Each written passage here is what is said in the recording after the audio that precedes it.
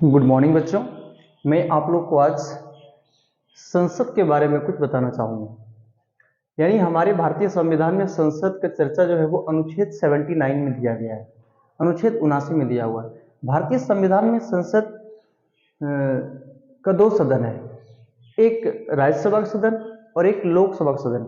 इन्हीं को मानना है कि राष्ट्रपति किसी संसद का एक भाग है, लेकिन संसद का एक सदन नहीं है। वो न लोकसभा के सदन में आता है और न ही राज्यसभा में सदन में आता है। तो मैं बताना चाहूंगा कि लोकसभा की चर्चा अनुच्छेद कितना में दिया गया है। लोकसभा का चर्चा जो है अनुच्छेद 81 में दिया गया है, अच्छी तरह समझाया भी गया है। और ये सभा कभी भंग हो सकता है। लोकसभा का सदन कभी भी भंग किया जा सकता है।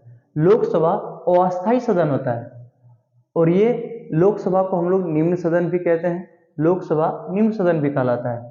लोकसभा के सदस्य बनने के लिए आपके पास न्यूनतम आयु सीमा 25 वर्ष होना बहुत जरूरी है। यह युवाओं का सदन भी कहलाता है। कौन? लोकसभा का सदन जो होता है वो युवाओं का सदन भी कहलाता है। अधिकतम हमारे संविधान में अधिकतम 252 लोकसभा सीट हो सकती है, लेकिन वर्तमान में अभी 252 नहीं है। वर्तमान में 245 है, लेकिन 245 में से राष्ट्रपति द्वारा मनोनीत 2 सीटें हो जाती है। इसका मतलब निर्वाचित सदस्य 243 ही हम लोग निर्वाचित, या निर्वाचित का मतलब होता है कि वो मतदाताओं के द्वारा चुनकर सदन में जाना। यानी हमारे देश में, हमारे संविधान में कुल मिलाकर के अधिकतम 252 सीटें लोकसभा को हो सकती है, लेकिन अभी लोकसभा 552 है नहीं। अभी 545 पर काम किया जा रहा है, 545 पर किया जा रहा है और निर्वाचित सीट 543 ही है। 2 सीटें वो राष्ट्रपति के द्वारा मनोनीत किया जाते हैं। सेम कंडीशन अगर आप यहाँ देखें, राज्यसभा की चर्चा अनुच्छेद 80 में दिया गया है। संविधान में राज्यसभा का चर्चा अनुच्छेद 80 में दिया गया है। राज्यसभा का सदन कभी भी भंग नहीं होता है। राज्यसभा का सदन कभी भी भंग नहीं होता है। ये अस्थायी सदन कहलाता है। और ये उच्च सदन, आप यहाँ देखिए, राज्यसभा और लोकसभा में डिफरेंट समझिए।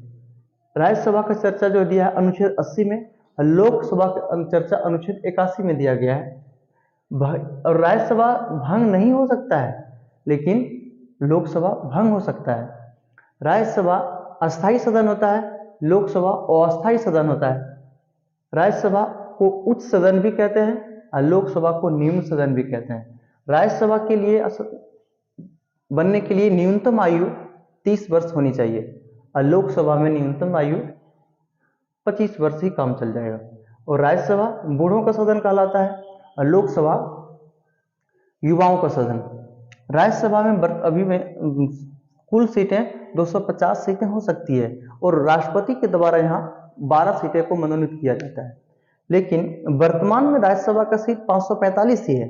545 में से 233 सीट निर्वाचित होते हैं और 12 सीट साहित्य के कला में, विज्ञान के कला में कोई अच्छे पद पर व्यक्ति हो, उसको 12 सीट राष्ट्रपति के द्वारा मनोनीत होता है। हम उम्मीद है कि आप इस सारी बातों को समझ पाएंगे। Thank you.